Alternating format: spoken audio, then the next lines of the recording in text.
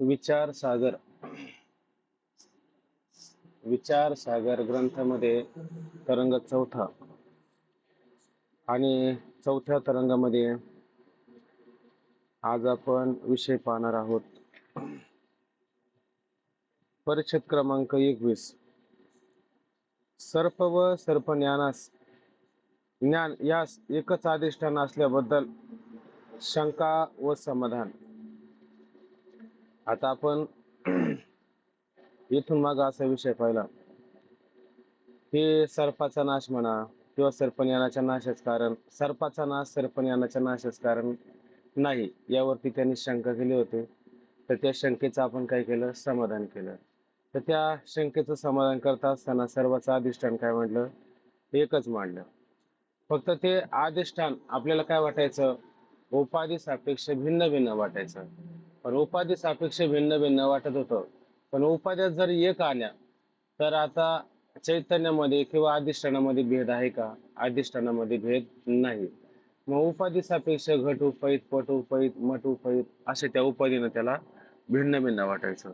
म्हणून त्या ठिकाणी उपाध्या आपण काय केल्या, एकत्र त्या ठिकाणी केल्या. आणि त्यातला साक्षी हा नित्य असतो. हे कशावरून आपल्या लक्षामध्ये आलं, तर उदाहरण देऊन सांगितलं की बाबा समजा कंदील आहे, कंदिलाला काच आहे आणि त्या काचेच्या आतमध्ये काय असतो, दिवा असतो. जर आतला दिवा प्रकाशमान नसेल तर बाहेरच्या पदार्थाचं आपल्याला ज्ञान होईल का? तर ज्ञान होणार नाही. ज्या अर्थी आतला दिवा प्रकाशित आहे त्या अर्थी साक्षी प्रकाशित मानलाच पाहिजे. साक्षी प्रकाशित जर नसेल, साक्षी जर नित्य ज्ञान रूप जर नसेल तर ज्ञान होणार नाही. तो साक्षीच काय करतो, ज्ञान करून देत असतो. आणि अविद्या कशाच्या आश्रित असते, तर चैतन्याच्याच आश्रित अविद्या असते. आणि त्या अविद्येचं कार्य काय आहे, तमोगुणाचं कार्य, सत्वगुणाचं कार्य, रजोगुणाचं कार्य, हे कार्य पण आपण पाहिले. मग तो त्या तमोगुणाचं काय, तमोगुणाचं कार्य काय सांगितलं, सर्प उत्पन्न होणं, पदार्थ उत्पन्न होणं. आणि सत्वगुणाचं कार्य काय सांगितलं, त्याचं ज्ञान करून देणं. आणि ज्ञान कोण करून देत असतो, तर साक्षी त्या ठिकाणी ज्ञान करून देत असतो. साक्षी सर्वांचं काय अधिष्ठान आहे, हे आपण काल सिद्ध केलं. म्हणजे अधिष्ठान ज्ञानाने असणारा कल्पित पदार्थ आणि त्याच्या ज्ञानाचे काय होते, निवृत्ती होते, हे आपण काल पाहिलं. आता आपण दरवेळेस म्हणत राहिलो, एक रज्जू उपै चैतन्य आणि एक अंतःकरण उपै चैतन्य, असे दोन चैतन्य आपण वारंवार सांगत आलो का नाही. मग हे असं वारंवार सांगत आल्याच्या नंतर आता तुम्हाला जर मी म्हटलं की सर्पाला कारण काय आणि सर्पज्ञानाला कारण काय, कोणकोणता चैतन्याचा विचार येतो, तर तुम्ही सहज सांगणार की सर्प उत्पन्न व्हायला कारण काय, रज्जू उपै चैतन्य, बरोबर आहे ना. आणि सर्पज्ञानाला कारण कोणतं, अंतःकरण उपै चैतन्य, असं तुम्ही म्हणू लागले काय. हे वारंवार ऐकून ऐकून आपल्यावर पण हा संस्कार झालाय का नाही. बरं, मग आपल्यावर संस्कार झाला, मग त्या शिष्यावर बिचारावर संस्कार व्हायचा नाही का, त्याच्यावर पण अशाच पद्धतीचा संस्कार झाला. त्याच्यामुळे तो नेहमी म्हणायचा हे अंतःकरण उपै चैतन्य आहे, ते सर्पज्ञानाला कारण आहे. आणि ते रज्जू उपै चैतन्य आहे, ते कशाला, सर्पाला कारण आहे. असं त्याचं काय झालं, त्या ठिकाणी संभ्रम, भ्रम निर्माण झालेला आहे. तर तो भ्रम त्या ठिकाणी का ठेवायचा, तर ठेवायचा नाही. कारण उपाधी सापेक्ष आपण चैतन्याचा विचार केला, चैतन्य आपल्याला भिन्न भिन्न प्रतीतले येतात, पण चैतन्य भिन्न नसून चैतन्य काय, एकच आहे त्या ठिकाणी. मग एकच चैतन्य सर्पाला पण कारण आहे आणि सर्पज्ञानाला पण काय कारण आहे, असं आपण लक्षात घेऊ. भ्रम जोपर्यंत निर्माण होतो ना, तोपर्यंत आपल्याला हे सगळं तसंच वाटतं. तो भ्रम सुद्धा काय करायचा, निवृत्त त्या ठिकाणी करून टाकायचा. आता उदाहरण वगैरे काही जास्त देत नाही, वेळ पण पुरणार नाही आपल्याला. आजचा परिचय खाली पहा. सर्प व सर्प ज्ञान यास एकच अधिष्ठान असल्याबद्दल शंका व समाधान. येत पोत भ्रमकाली सर्पाचे अधिष्ठान रज्जू उपै चैतन्य आणि सर्प ज्ञानाचे अधिष्ठान अंतःकरण उपै चैतन्य, अंतःकरण उपै साक्षी चैतन्य अशी दोन भिन्न अधिष्ठाने सांगितली. पण त्या संबंधाने फार वाद आहे का नाही. आता इथपर्यंत काय झालं, आपण सर्पाचं अधिष्ठान कोण सांगितलं, रज्जू उपै चैतन्य सांगितलं. आणि सर्पज्ञानाला अधिष्ठान कोणतं सांगितलं, तर अंतःकरण उपहित असणारं साक्षी चैतन्य त्या ठिकाणी सांगितलं. तर अशी दोन भिन्न अधिष्ठानं सांगितले का नाही, याबद्दल काय होतं, फार वाद आहे. हा, आणि हे वाद लोकांना मान्य पण असतात. ते असं म्हणले पैठणला, की म्हणले तो रेडा आहे का नाही, त्याचं पण नाव काय आहे आणि तुझं पण नाव काय आहे? एक सारखेच नाव आहे का नाही? मग तुझा आत्मा आणि त्याचा आत्मा एक आहे का? तर ज्ञानोबराय म्हटले माझा आणि त्याचा आत्मा काय आहे? एकच आहे. फक्त उपाधी सापेक्ष काय आहे? भेद आहे त्या ठिकाणी. आकाश एकच आहे, पण आकाशाखाली घट, लहान घट आहे, लहान आकाश झालं. मोठा घट असेल तर मोठा आकाश झालं. मग उपाधीनं आपल्याला काय वाटतं? आकाश म्हणा, वेगळं भिन्न भिन्न वाटतं, लहान मोठं वाटतं. तसं उपाधी सापेक्ष आपल्याला काय आहे? आत्मा म्हणा, चैतन्य म्हणा, साक्षी म्हणा, हे भिन्न भिन्न वाटत असतात. पण भिन्न भिन्न आहे का? भिन्न भिन्न नाही. भिन्नता कुठं असते माहिती का? भिन्नता सांगत असताना माऊली काय म्हणतात? नाम रूप संबंध, जाती क्रिया भेदो. काय काय सांगितलं? नाम रूप संबंधो, जाती क्रिया भेदो. हा आकाराशी प्रवादो, वस्तूशी नाही. हा आकारालाच विषय का नाही? जिथं जिथं आकार येतो का नाही, तिथं तिथंच हा दोष असतो का नाही? जे मुळात निराकारच आहे, तिथं तुम्ही याच्यातला एकतरी दोष लावून पहा बरं, येईन का लावता? लावताच येणार नाही. मग आपल्याला काय होतं, की आकार आला का आपण त्याला असे वेगवेगळे नाव देतो आणि चैतन्यामध्ये भेद करतो. मुळात तुका म्हणे भेदाभेद गेला वाद खंडोनी. का बरं वाद खंडून गेला? याचं तात्पर्य काय बरं? याचं तात्पर्य एकच आहे, का ते रज्जू उपै चैतन्य आणि अंतकरण उपै चैतन्य तुम्हाला उपाधी सापेक्ष भिन्न वाटतात. आम्हाला ते सुद्धा वाटत नाही. आम्हाला सगळं कसं वाटतं? एकच वाटतं. आणि खरं पाहायला गेलं तर वेगवेगळं आहे का? चैतन्य एकच आहे. चैतन्य एकच आहे, पण उपाधीमुळे आपल्याला भिन्न भिन्न वाटतं, असं होतं. दोन भिन्न अधिष्ठाने सांगितली, पण या संबंधी फार वाद आहे. याकरता सर्प आणि त्याचे या ज्ञान दोहास एकच अधिष्ठान आहे, असे आता सांगतो. म्हणजे तुझ्या मनामध्ये, तुझ्या बुद्धीमध्ये भ्रम झालाय का नाही, तो सुद्धा भ्रम काय होईल? निघून जाईल. मग दोन चैतन्य म्हणायचे नाही, इथून पुढं एक चैतन्य म्हणायचं. मग सर्पाला पण म्हणजे पदार्थ उत्पन्न झालेला म्हणजे सर्पाला आणि सर्पज्ञानाला सुद्धा एकच चैतन्य. आता चैतन्यामध्ये मात्र भेद करायचा नाही. पण मग कसं काय भेद नाही करायचा? ते तर बाहेर आहे.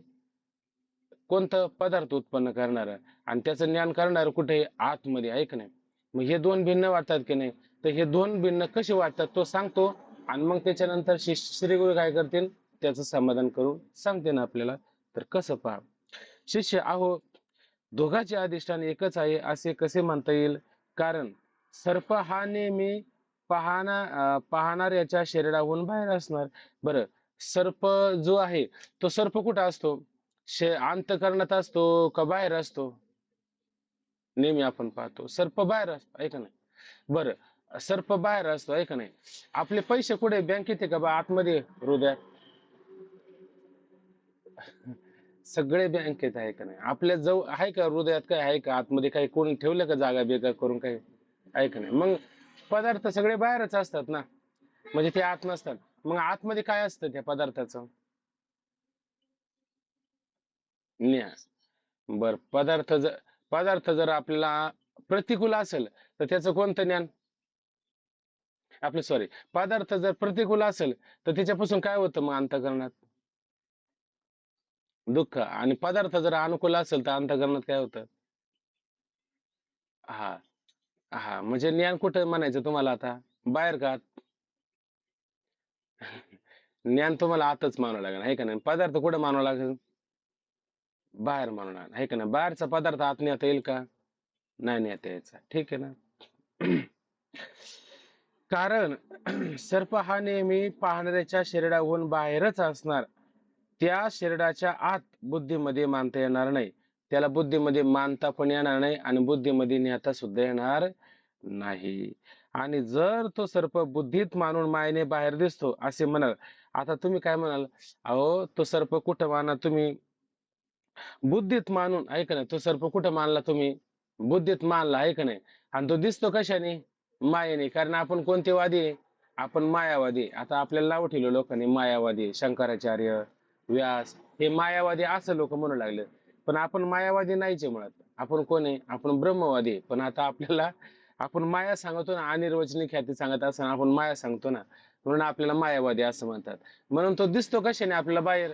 मायेने दिसतो. माया म्हणजेच अविद्या ना. का वेगळे माया आणि अविद्या? एकच आहे ना. हा, मग मायेने काय करतो आपल्याला बाहेर त्या ठिकाणी दिसत असतो, ठीक आहे ना. जर तो बुद्धीत मानून तो जर सर्प बुद्धीत मानून मायेने बाहेर दिसतो असे म्हणाल तर काय होईल? तर ख्याती वर्णनात आत्मख्यातीचा प्रकार आहे तोच तुम्ही मानता असे म्हणावे लागेल, आहे का नाही? तर तुम्ही काय म्हणता की आत्मख्यातीवादी जो होता का नाही, त्या आत्मख्यातीवाद्याचं लक्षात आहे का काही तुमच्या? तर तो काय म्हणला पहिल्यांदा, असंच ख्यातीवादीने काय सांगितलं का शून्यम शून्य, जो तुम्हाला पदार्थ आद्यस्त म्हणून प्रतीतीला आला का नाही, तो नाहीच आहे, त्याचा अभाव आहे, म्हणजे तो पदार्थ कसा झाला? शून्य झाला, आहे का नाही? आणि तो पदार्थ जर शून्य असेल तर त्याचं अधिष्ठान काय सत्य असेल का? अहो, अधिष्ठान पण सत्य नाही, ते पण शून्य आहे. म्हणजे आद्यस्त पदार्थ शून्य आणि त्याचा अधिष्ठान सुद्धा शून्य, हे जगत सुद्धा शून्य. आणि ते जगत ज्याच्या प्रतीतीला आलाय तो परमात्मा ईश्वर काय मानायचा तो म्हणा, तो सुद्धा काय आहे? शून्यच आहे का नाही? पण त्याला आत्मख्यातीवाद्याने काय सांगितलं? बरं म्हणले बाबा सगळं शून्य आहे बाहेर, मान्य आहे. पण ज्याला कळालं, आहे का नाही, काय हे जगत शून्य आहे, त्याला तुम्ही शून्य म्हणाल का? ज्याला कळालं, शून्याला कधी शून्य जाणतो का? शून्याला कधी शून्य जाणत नाही. मग ज्या अर्थी हे तुम्ही शून्य मानता त्या अर्थी ज्याला कळतं त्याला शून्य मानून चालणार का? नाही. मग तो कोण आहे? तो आत्मा आहे. आणि आत्मा म्हणजेच काय? आत्मा म्हणजे बुद्धी, आहे का नाही? आणि ही बुद्धी कशी सांगितली त्याने? क्षणिक विज्ञान रूप त्याने बुद्धी सांगितली. म्हणजे काय होती? पदार्थ उत्पन्न झाला, थोड्या काळापर्यंत स्थिती आणि थोड्या काळाने त्याचा लय होतं, आहे का नाही? उत्पत्ती स्थिती आणि लय अशा त्या पदार्थामध्ये काय बदल होत चालतात, अशी त्याने आत्मख्याती मांडली. आणि बाहेर पदार्थ ते आत्मख्यातीवादीने मानले तर सगळे पदार्थ बुद्धीचा आकार धारण करते, सगळ्या पदार्थाचं आकार बुद्धी धारण करते, आहे का नाही? हा. आणि मग आता तुम्ही कोणची ख्याती मानू लागले? तुमची आपली ख्याती कोणती? अनिर्वचनीय ख्याती. आपण अनिर्वचनीय ख्याती सोडून आता काय मानू लागलोय? आत्मख्यातीवाद्याची मत मानू लागले का नाही? मग आत्मख्यातीवाद्याचं मत मानू लागलोय, असंच होईल ना. कारण बाहेरचं सर्प आत नेता येईल का नाही, पण ज्ञान कुठं होतंय? आत होतंय. म्हणजे याचा अर्थ तुम्ही काय मानता? बुद्धीत मानता आणि बाहेर मायेने दिसतो, असं जर मानलं तर तुम्ही आत्मख्यातीवाद्याचं मत मांडलं का नाही? मग ज्या वेळेस तो अन्यथा ख्यातीवादी त्या आत्मख्यातीवाद्याचं खंडन करत होता, म्हणले तो सर्प नाही का काय वडिलांच्या मांडीवर मी खेळणार ना, नातवांना मांडीवर खेळतो, अशी प्रतिभिज्ञा इतक्या काळापर्यंत कशी काय तुमची राहिली, आहे का नाही? असे असे असे उदाहरणं देऊन त्या आत्मख्यातीवाद्याचं खंडन करत होता. त्यावेळेस तुम्ही काहीच बोलले नाही. कोणाला? अन्यथा ख्यातीवाद्याला. आणि आता आत्मख्यातीवाद्याचं मत नंतर मागून तुम्ही स्वीकारता, असं तुम्ही का करता त्या ठिकाणी, आहे का नाही? असं केलं नाही पाहिजे तुम्ही. म्हणजे जवळजवळ तुम्ही काय केलं? आपलं अनिर्वचनीय ख्याती बाजूला ठेवली आणि आत्मख्यातीवाद्याचा थोडक्यात काय केला? स्वीकार केल्यासारखं झालं. तर आत्मख्याती वर्णनात ख्याती वर्णनात आत्मख्यातीचा प्रकार आहे तोच तुम्ही मानता, आहे का नाही? असे म्हणावे लागेल. कसं म्हणावं लागेल? कारण तुम्ही काय मानता? बुद्धीत मानून मायेने बाहेर मानता ना, आहे का नाही? असंच मानता. म्हणजे एका अर्थाने काय झालं? आत्मख्यातीचा स्वीकार केल्यासारखं झालं की नाही? आणि ती आत्मख्याती अयोग्य आहे म्हणून तुम्ही मागे सांगितले आहे का नाही? ती आत्मख्याती काय आहे? अयोग्य आहे. बरं, आत्मख्यातीवाद्याचं खंडन अनिर्वचनीय ख्यातीवाद्याने केलं का अन्यथा ख्यातीवाद्याने केलं? अनिर्वचनीय ख्यातीवाद्याला सुद्धा काय बोलायची गरज पडली का? गरज नाही पडली. मग बिचाऱ्या आत्मख्यातीवाद्याचं खंडन होत असताना तुम्ही मजा का पाहत राहिली त्याची? तुम्ही अन्यथा ख्यातीवाद्याला म्हणायला पाहिजे होतं की बाबा त्याचं मत आम्हाला मानायचंय, आम्हाला मान्य आहे, आणि म्हणून अशा पद्धतीने तुम्ही त्याला विरोध करू नका असं म्हणायला पाहिजे होतं. पण तुम्ही म्हटले का? तसं तुम्ही म्हटले नाही, आहे का नाही? म्हणून तुम्ही मागे सांगितले तेव्हा बाहेर दिसणारा सर्प शरीराच्या आत आणता येणार नाही. आणि जर तुम्ही असं मानलं तर काय होईल? आत्मख्यातीवाद्याचा स्वीकार केल्यासारखं होईल.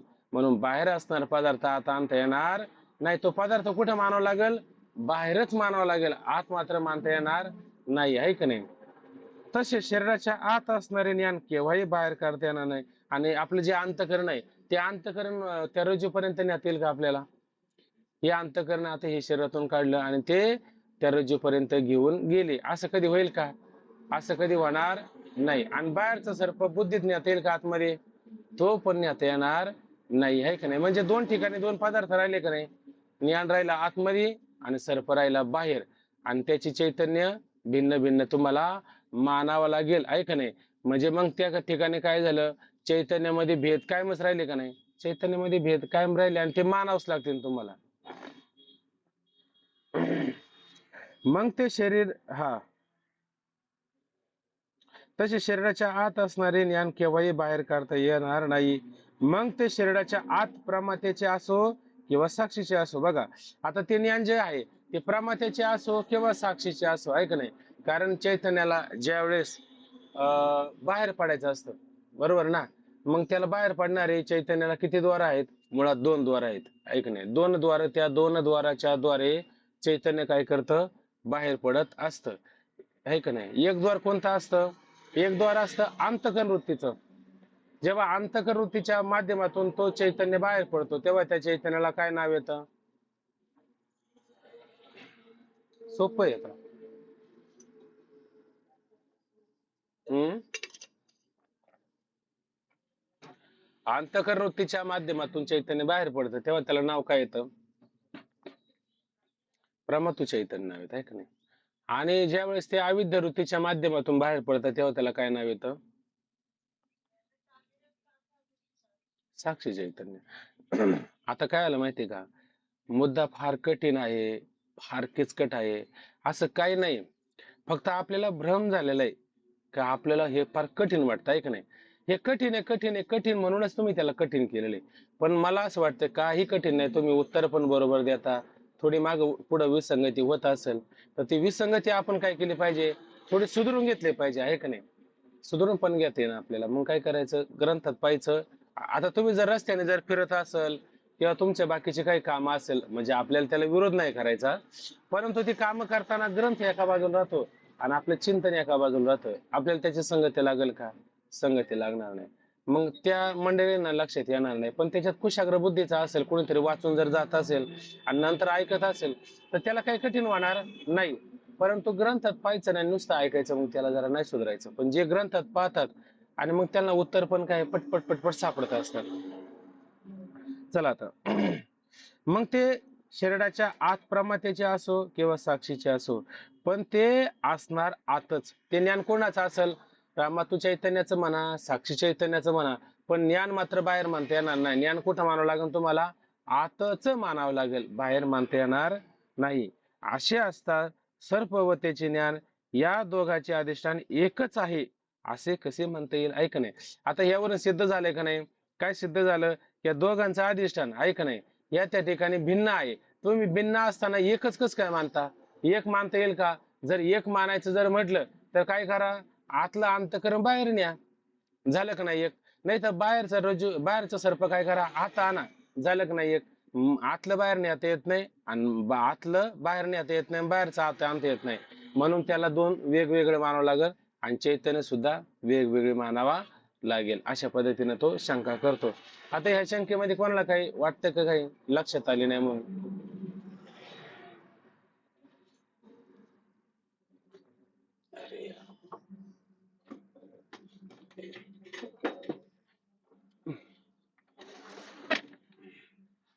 आलं ना सर्वांच्या लक्षात? बरं, माना हल्लं तरी दोन दिसतं. ज्याची व्हिडिओ बंद आहे ते नाही लक्षात येत माझ्या. श्री गुरु सर्प आणि त्याचे ज्ञान यास एकच अधिष्ठान आहे असे म्हणण्यास हरकत नाही. आता बघा, त्या ठिकाणी सर्प म्हणा किंवा सर्पाचं ज्ञान म्हणा, याला दोन भिन्न भिन्न तुम्ही अधिष्ठान मानताय का नाही शिष्य हो? तर दोन अधिष्ठान मानण्याची काही गरज नाही. या दोघांना आहे ना आपण एकच अधिष्ठान आहे असं त्या ठिकाणी मान्य करू. आपण त्याची व्याख्या तयार करू, विचार तयार करू, म्हणजे त्यावरून आपल्याला या दोघांना अधिष्ठान एकच आहे हे काय होईल? लक्षात येईल. बघा, असे म्हणण्यास काही हरकत नाही, कारण रज्जू आणि सर्प शरीराच्या आत येत नसला तरी अंतःकरणाची वृत्ती शरीराच्या बाहेर रज्जू पर्यंत जाते, आहे की नाही? बघा, तो रज्जू म्हणा किंवा रज्जूवर बसलेला सर्प तो आतमध्ये येत नाही, हे मान्य आहे, बरोबर की नाही? हे आपल्या सर्वांना मान्य आहे. पण अंतःकरणाची वृत्ती बाहेर जाते की नाही, हे पण मान्य आहे का नाही? आणि हे जर शिष्याला मान्य जर झालं असतं त्याने ही शंका केली असती का? ही शंका केलीच नसते, आहे का नाही? बरं, सगळ्या सैन्यांना, आहे का नाही, आणि त्या शत्रूच्या तुकडीत शिरता येत नाही, बरोबर ना? पण एक त्याच्यातला जाऊ शकतो का नाही? आणि एक जरी गेला तर तिथलं ज्ञान करून परत आपल्या तुकडीमध्ये सांगू शकत नाही का? तर त्यांचं सैन्य किती आहे, त्यांनी काय काय तयारी केलेली ही माहिती मिळू शकते का नाही? सर्व नाही जात, सगळं अंतःकरण बाहेर जात नाही. सगळं तलावातलं पाणी, काय तळ्यातलं पाणी, आहे का नाही, तळ्यातलं पाणी, सगळं पाणी बाहेर जात नाही, पण पाटाच्या द्वारे जातं का नाही, आहे का नाही, थोडं थोडं असं लहान करून, आहे का नाही, लंबायमान होऊन. तसं पूर्ण अंतःकरण बाहेर जात नाही, मान्य आहे. पण अंतःकरणाच्या वृत्ती सापेक्ष ते चैतन्य बाहेर जातं का नाही? वृत्ती जर बाहेर गेली तर पाटातलं पाट जर तयार झाला तर तळ्यातलं पाणी पाटाच्या माध्यमातून आल्यापर्यंत ते सहज जातं. तसं या ठिकाणी अंतःकरण बाहेर जात नाही, पण अंतःकरणाची वृत्ती बाहेर गेली तर वृत्तीमध्ये चैतन्य नाही का? नुसतं पाठ तयार झाला म्हणजे पाटात पाणी नाही गेलं का? पाणी गेलं. तसं चैतन्य वृत्तीच्या माध्यमातून बाहेर जातच आहे. मग अंतःकरण नाही बाहेर गेलं, पण अंतःकरणाची वृत्ती ही बाहेर जातच असते. बघा, रज्जू किंवा सर्प शरीराच्या आत येत नसला तरी अंतःकरणाची वृत्ती शरीराच्या बाहेर रज्जू जवळ जाते हे निश्चित आहे. येथे तेथे गेल्यावर प्रथम रज्जूचे इदम असे सामान्य ज्ञान होते. आता ती वृत्ती तिथे जाते का नाही, त्या पदार्थापर्यंत, आणि त्या पदार्थाचं त्याला विशेष स्वरूपाचं ज्ञान जर झालंच त्या वृत्तीला, तर ही रज्जूच आहे, तर ते ज्ञान साक्षी चैतन्य मानायचं का प्रमातू चैतन्याचं मानायचं? हा, आणि हे काहीतरी आहे असं जेव्हा ते ज्ञान होतं, तेव्हा ते कोणत्या चैतन्याचं ज्ञान मानायचं आणि कोणत्या वृत्तीचं ज्ञान मानायचं?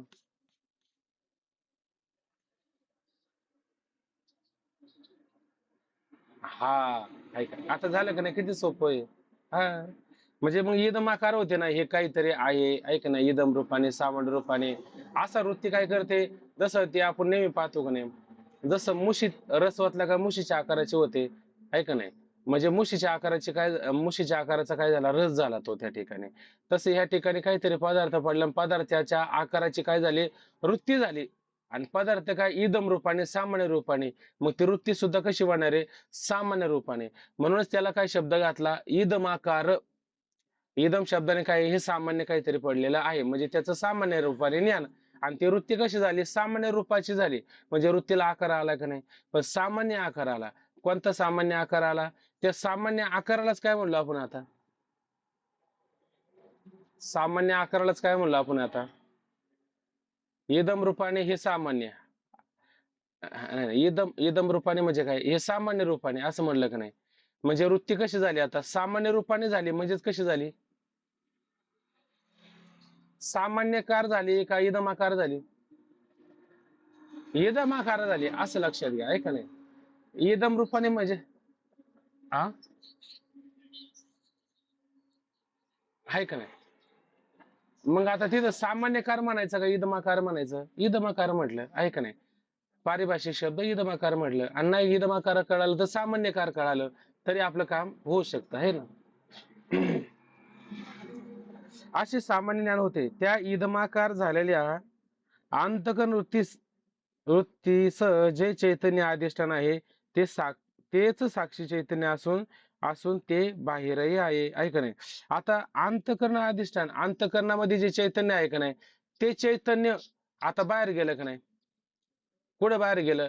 इदमाकार रूपाने हे काहीतरी पडलेलं आहे, तिथपर्यंत गेलं का नाही? मग जर वृत्ती ती आकाराची जर झाली, बरोबर की नाही, तर चैतन्य पण त्याच आकाराचं होणार नाही का? का वृत्ती एकटी जाते बाहेर? कारण एकटी वृत्ती जाऊ शकत नाही, का वृत्ती कशी आहे, जड आहे ना, बरोबर आहे का नाही? मग त्या वृत्तीला बाहेर जाण्याकरता काय पाहिजे, वृत्तीला बाहेर जाण्याकरता त्याच्यामध्ये काय पाहिजे, प्रमातू पण पाहिजे, प्रमातू चैतन्य, आहे का नाही? पण त्या वृत्तीमध्ये आलं का, त्याला तर वेगळं नाव पुढे येणार आहे, पण त्या वृत्तीमध्ये काय काय पाहिजे आपल्याला, मला असं वाटतं तो नकाश आहे आपला, कुठं, ग्रंथाच्या माग, आणि त्याच्यामध्ये बाह्य पदार्थाची रीत सांगली. तर त्या बाह्य पदार्थाची रीत सांगत असताना त्या साधूच्या डोळ्याच्या माध्यमातून एक चित्र तयार करून दाखवलं, पुढे घट ठेवला, तर त्या घाटापर्यंत जाण्याकरता त्या वृत्तीमध्ये काय काय सांगितलं, त्याच्यामध्ये आभास सांगितला, वृत्ती सांगितली, प्रकाश सांगितला, अजून काय सांगितलं, आणि प्राण सांगितलेत. म्हणजे ह्या चार गोष्टी काय असतात, त्या बाहेर जाण्याकरता कारण ठरत असतात. मग त्याच्यामध्ये जो आभास आहे, तो आभास मानावंच लागेल का नाही आपल्याला ज्ञान करून देणारा? आभास मानावं लागेल. मग त्या आभासालाच आपण काय म्हणतो थोडक्यात, साक्षी चैतन्य असं त्या ठिकाणी म्हणत असतो.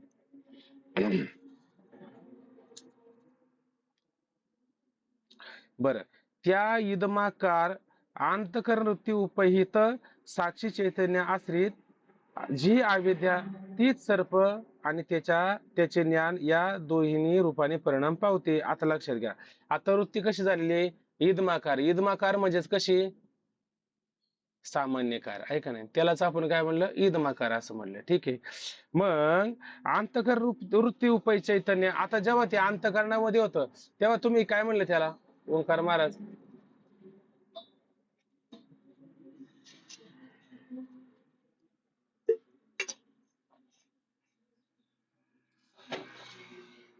अंतकरणामध्ये जेव्हा चैतन्य होतं तेव्हा तुम्ही त्याला काय म्हणले? अंतकरण उपय चैतन्य. आणि वृत्तीमध्ये आल्यावर आता काय म्हणणार? वृत्ती उपय चैतन्य आहे का नाही? वृत्ती उपय चैतन्य. अंतकरणात होतं तेव्हा अंतकरण उपय चैतन्य, आणि वृत्तीमध्ये आल्याच्या नंतर वृत्ती उपय चैतन्य आहे का नाही? आणि त्या विषयापर्यंत गेलं आहे का नाही, प्रमेयापर्यंत गेलं तर प्रमेय उपयी चैतन्य. कारण चैतन्य कसं असतं, मुळात वेगळंच असतं, पण ते आपण उपयित का म्हटलं? कारण त्याला उपाधी लावली. मग चैतन्य स्वतंत्र राहिलं का नाही?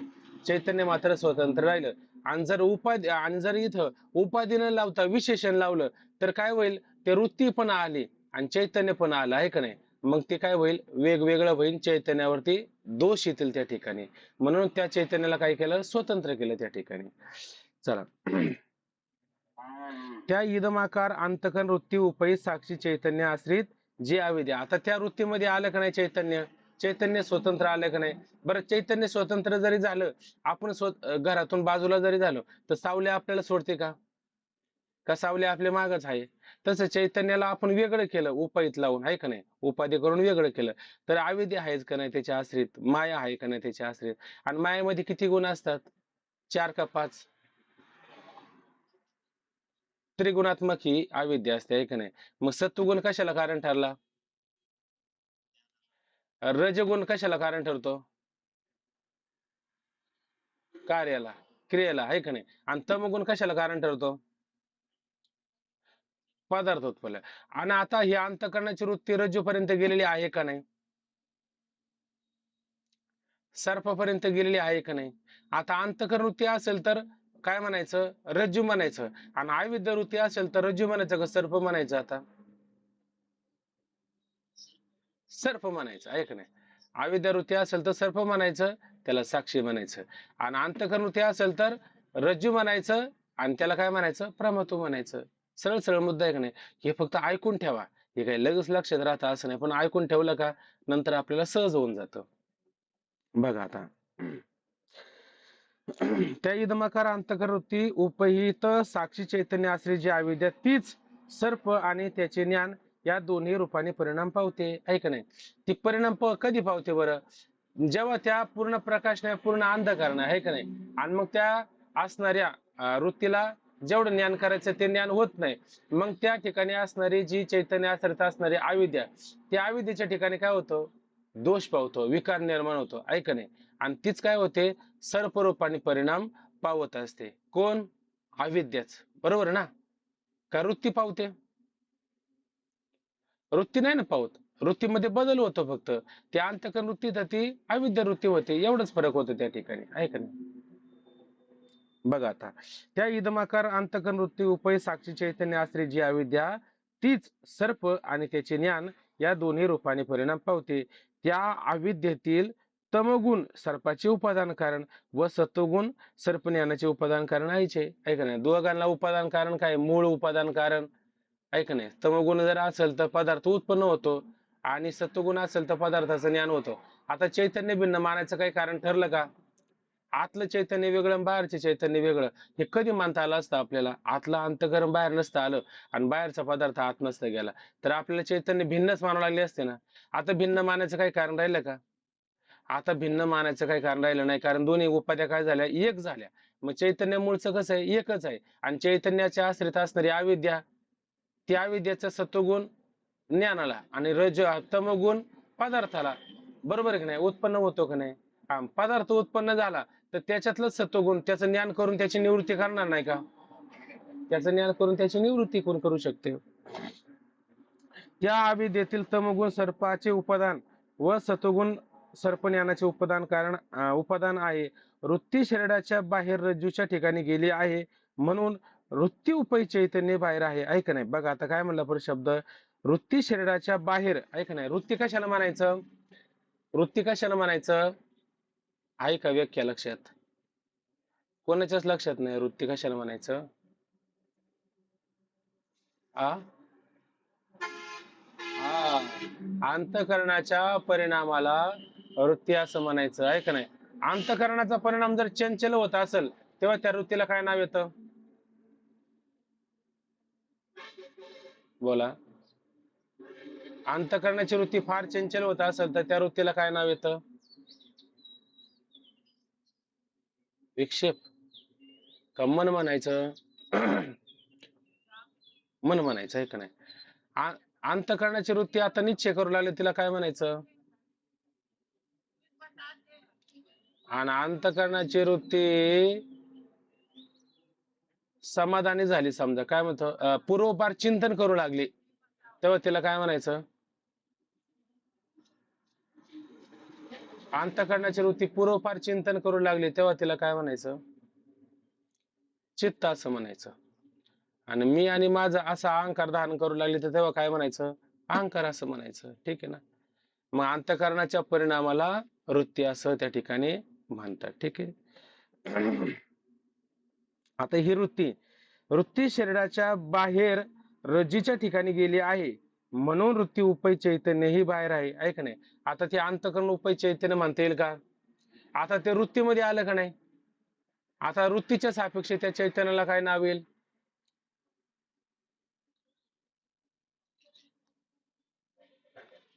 हा, वृत्ती उपै चैतन्य म्हणा, वृत्ती चैतन्य म्हणून चालत नाही.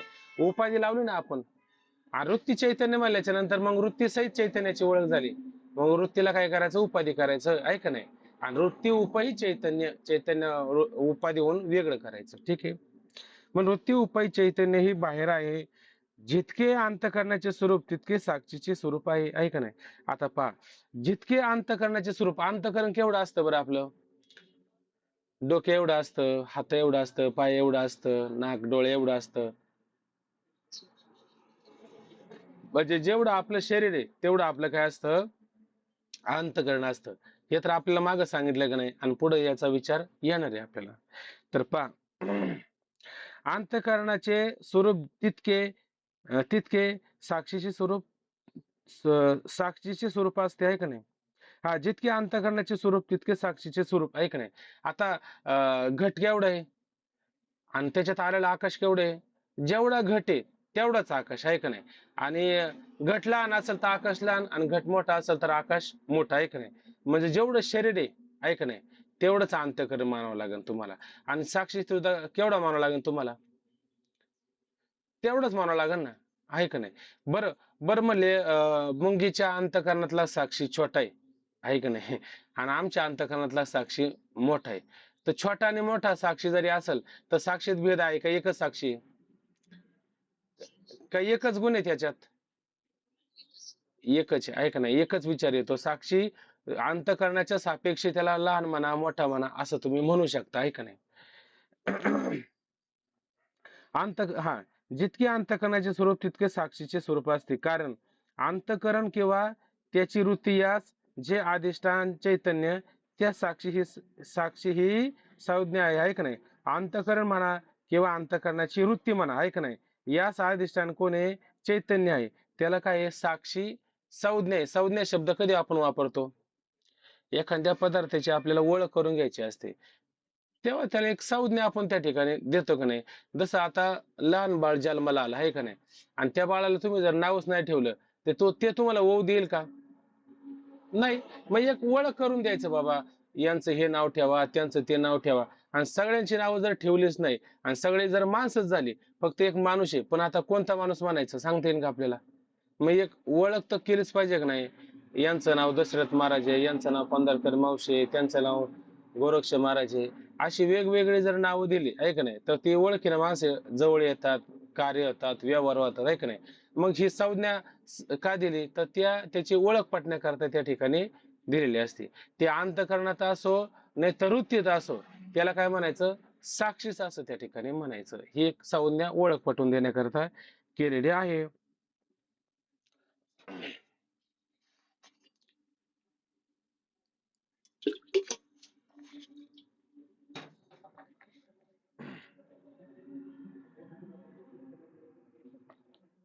हम्म कारण अंतःकरण किंवा त्यास वृत्ती यास जे अधिष्ठान चैतन्य त्या साक्षी ही संज्ञा आहे.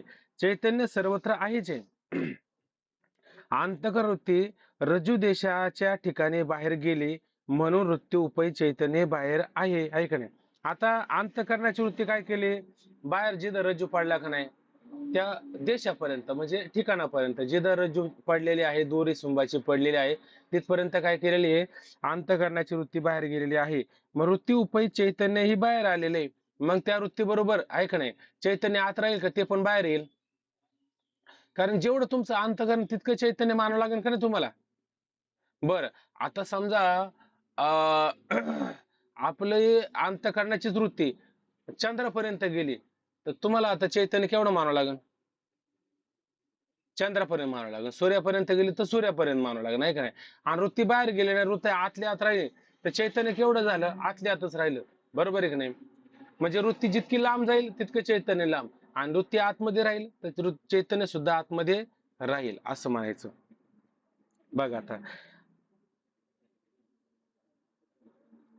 अंतःकरण वृत्ती रज्जू देशाच्या ठिकाणी बाहेर गेले आहे म्हणून वृत्ती उपै चैतन्य बाहेर आले आहे. त्यामुळे ते सर्पाचंही आश्रय आहे का नाही? आणि ते चैतन्य सर्पाला सुद्धा आश्रय का वेगळे चैतन्य त्या ठिकाणी? कारण सर्प कल्पित आहे आणि सगळे कल्पित पदार्थ कुठे चैतन्याच्या आश्रित असेल, आहे का नाही? अंतःकरण म्हणा, वृत्ती म्हणा, रज्जू म्हणा, सर्प म्हणा, हे सगळे काय कल्पित आहे. ते सगळ्याला आश्रय कोण आहे? चैतन्याचा आश्रय. हे पक्क लक्षात ठेवायचं. त्यामुळे ते सर्पाचाही आश्रय आहे आणि ज्ञानाचा तर आश्रय आहेच आहे का नाही? आता ते चैतन्य सर्पाला पण आश्रय आहे का नाही? कारण तिथं चैतन्य तुम्ही वेगळं मानत होते. आता हे चैतन्य कुठे गेलं? अंतःकरणातलं वृत्तीच्या माध्यमातून बाहेर गेलं, आहे का नाही? आता ते चैतन्य हे चैतन्य एक झालं. आता ते चैतन्य रज्जूला पण आश्रय झालाय का नाही? रज्जूला वाचणारं सर्प त्याला पण आश्रय झालाय का नाही? आणि त्या सर्पाचं ज्ञान व्हायला सुद्धा ते आश्रय आहे का नाही? सर्पालाही आश्रय आहे, रज्जूलाही आश्रय आहे. जो सर्प प्रतीला आला, भासला त्याचं ज्ञान व्हायला सुद्धा ते चैतन्य काय आहे? आश्रय आहे. आता चैतन्य वेगळं म्हणायचं काही कारण आलं का? चैतन्य म्हणायचं वेगळं काही कारण येतच नाही. याप्रमाणे आत्मख्याती न मानताही साक्षी चैतन्य सर्प व त्याचे ज्ञानास अधिष्ठान आहे. आता इथं आत्मख्याती मानायची गरज आहे का? इथं आत्मख्याती मानायची गरज नाही. इथं काय केलं?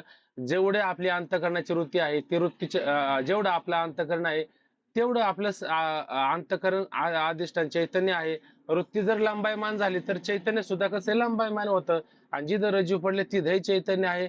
आणि अंतःकरणाची वृत्ती तिथे गेली तर चैतन्याला चैतन्य एकच होतं. चैतन्यामध्ये भेद नाही. आणि ते चैतन्य रज्जूलाही कारण आहे, रज्जूवर भासलेलं सर्प त्यालाही कारण आहे, आणि त्याच्या ज्ञानाला सुद्धा कारण आहे म्हणण्यापेक्षा सगळ्या पदार्थाला ते चैतन्य कारण आहे. आता इथं आत्मख्यातीचा काही विषय आहे का? आणि आत्मख्यातीचं चैतन्य कुठं असतं? आतच असतं, आहे का नाही? तो बाहेर मानतो का? तो बाहेर मानतो का? तो म्हणतो सगळे पदार्थ बाहेर धारण करतात आकार, असं म्हणतो की नाही? हा. पण तो बाहेर मानत नाही. तो कुठं मानतो? आतच मानतो. बरं, आता प्रत्येकाच्या शरीरात एक एक मानलं तर चैतन्य होतील किती बरं? अनेक होतील. आणि चैतन्य अनेक आहे का एक आहे? एकच आहे काय? एका चैतन्याला अनेक म्हणणं म्हणजे भ्रम तयार करणं, भ्रम तयार करणं म्हणजे पाप तयार करणं. सरळ सरळ मुद्दा आहे. याप्रमाणे आत्मख्याती न मानता हे साक्षी चैतन्य सर्प व त्याचे ज्ञानास अधिष्ठान आहे असे म्हणण्यास हरकत नाही. झालं का नाही? आता आता या ठिकाणी काय आहे की सर्प व त्याचे ज्ञानास अधिष्ठान काय आहे? एकच चैतन्य आहे असं म्हणायला काय हरकत नाही. आणि एकच चैतन्य म्हणजे कोणतं चैतन्य बरं? अंतकरण उपै साक्षी चैतन्यच म्हणायचं का रज्जू उपै साक्षी रज्जू उपै चैतन्य म्हणायचं? जर बाहेर आतलं चैतन्य जर बाहेर जात नसेल तर मग रज्जू उपैत म्हणावं लागलं असतं, पण आतलं बाहेर जाते का नाही आता वृत्ती बरोबर, मग ते हे चैतन्य वेगळं काही एकच होतं. आणि मग एकच चैतन्य त्याची आश्रित असणारी अविद्या, तमगुणाचा परिणाम सत्वगुणाचा परिणाम सर्प आणि सर्पाचं ज्ञान व्हायला कारण आहे का नाही? कारण आहे, मग वेगळं मानायची काही गरज पडत नाही. आणि नंतर जेव्हा रज्जूचे प्रत्यक्ष ज्ञान होते तेव्हा रज्जू आणि वृत्ती एकत्र होतात. बघा आता दुसरी गंमत अशी पहा, जेव्हा ही वृत्ती त्या रज्जूपर्यंत आपलं रज्जूपर्यंतच मुळात जात असते, पण पहिल्यांदा कशी झाली असते? ईदमाकार झालेली असते ना. आणि बरं त्याच्यावरती आवरण किती असतात? एक असतात का दोन असतात पदार्थावर?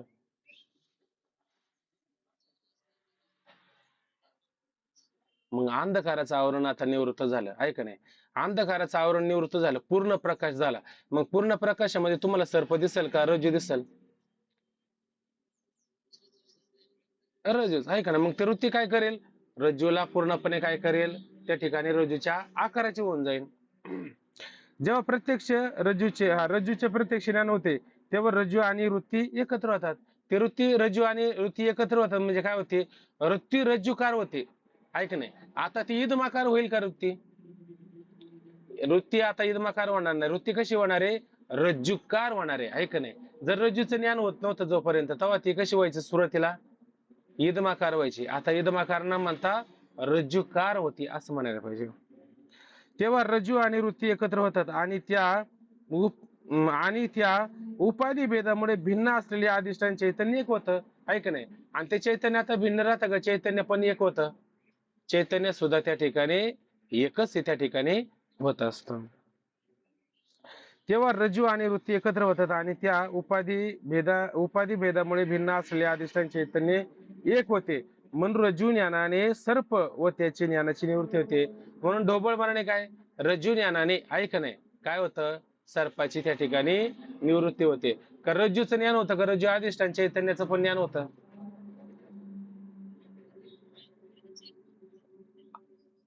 हा, रज्जू अधिष्ठान चैतन्याचं पण ज्ञान होतं. जोपर्यंत रज्जू अधिष्ठान चैतन्याचं ज्ञान होत नाही तोपर्यंत त्या रज्जूचं तरी ज्ञान होईल का?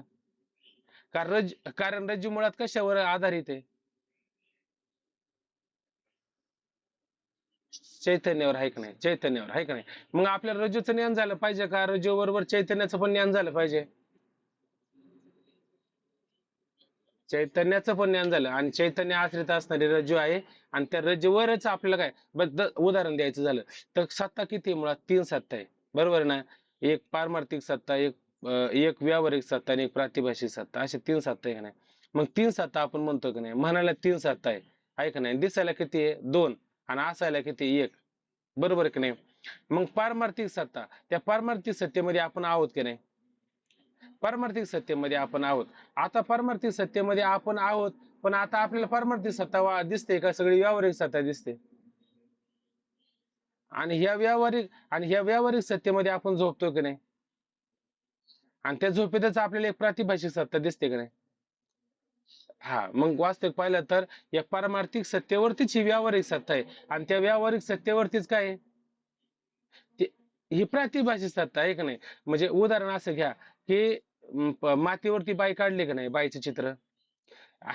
मग ते बाईचे चित्र काढल्याच्या नंतर डोक्यावरती घट आहे, कमरेवरती मूल आहे का नाही? आणि असं वाटतं ही त्याच्यावर ती त्याच्यावर, पण ती मुळात ती बाई त्या घाटाला किंवा मुलाला आधार आहे. पण वास्तविक पाहिलं तर ती बाई आणि तो घट आणि ते मूल त्या सगळ्याला आधार खाली मातीचे किंवा ती भिंतची किंवा तो फळाचे आहे का नाही? असं लक्षात घ्यायचं. मग रज्जूचं ज्ञान झालं तर रज्जू अधिष्ठान चैतन्याचं सुद्धा काय होत असतं? ज्ञान हे होतच असतं असं मानलं पाहिजे. बघा आता जेव्हा रज्जूचे प्रत्यक्ष ज्ञान होते तेव्हा रज्जू आणि वृत्ती एकत्र होतात आणि त्या उपाधी भेदामुळे भिन्न असलेले अधिष्ठान चैतन्य एक होते. म्हणून रज्जू ज्ञानाने सर्प व त्याचे ज्ञानाची निवृत्ती होते. किती वेळ आहे? अजून थोडा वेळ राहिलाय, एक 7-8 मिनिटं राहिले.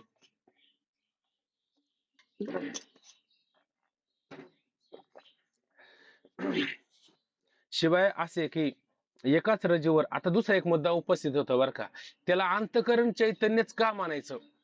आता आज एकाएकी नाही कळणार हे मुद्दा, आपण उद्याला बारकाईने बघू वाटलं तर. थोडक्यात आता सांगतो, वाटलं तर जर जुळलं तर चांगलीच गोष्ट आहे. थोड्या सूचना पण द्यायच्या जरा. का उद्यालाच पाहिजे का? मला असं वाटतं, मला उद्यालाच पाहू, उद्याला जरा व्यवस्थित होऊन जाईल नाही का. हा हे मुळात मुद्दा सरळच आहे, सोपाच आहे. पण ते काय केलंय की आपण त्याला फार कठीण केलंय, त्याचा बाव केल्यासारखं झालेलं आहे. त्याच्यामुळे आपला सगळा घोळ होत चाललेला आहे. आहे का नाही. तर काय करू, याचा विचार आपण उद्याला करू. आणि दुसरा मुद्दा असा आहे की की जास्त आता याच्यावरती बोलायचं नाही. म्हणजे जो मुद्दा जसा आहे ना तसा थोडक्यात समजून सांगायचा. तर काय, बोला ना. ओंकार महाराज काय बोलायचं का? हा. तर मुद्दा असा उपस्थित झाला होता की आता समजा इथं एखादी वळ आली किंवा इथपर्यंत जिथं पूर्णविराम दिला जातो तिथपर्यंत मुद्दा घ्यायचा असतो. तो मुद्दा तिथपर्यंत घेतल्याच्या नंतर समजा प्रत्येकाला विचारलं जातं की तुमच्या लक्षात आलं का. तर एखादा मला नाही लक्षात आलं, तर मग तोच मुद्दा आपण कसा आहे थोडा वेगळ्या अर्थाने समजून सांगण्याचा प्रयत्न करतो. सोपं सोपं सोपं करता करता त्याच्यामध्ये कधी कधी 5-5 10-10 मिनिटं जात असतात.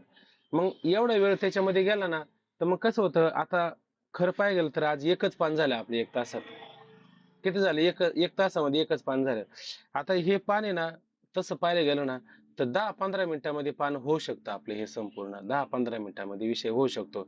आणि 1 तासामध्ये जवळजवळ आपली 4 पानं पण होऊ शकतात, लक्षात घ्या. नाही व्हायचे का? 1 तासामध्ये आपली 4 पानं होतील. मग 4 पानं व्हायला पाहिजे का 1 पान व्हायला पाहिजे? 4 पानात जर तुमचं जर हा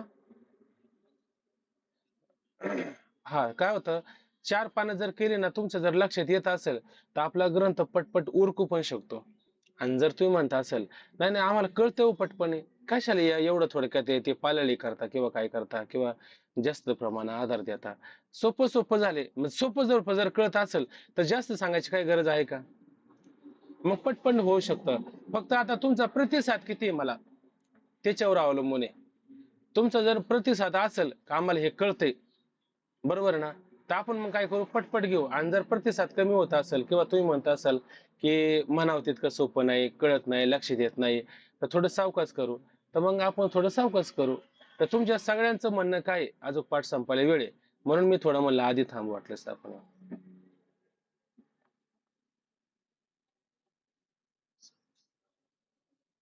हा.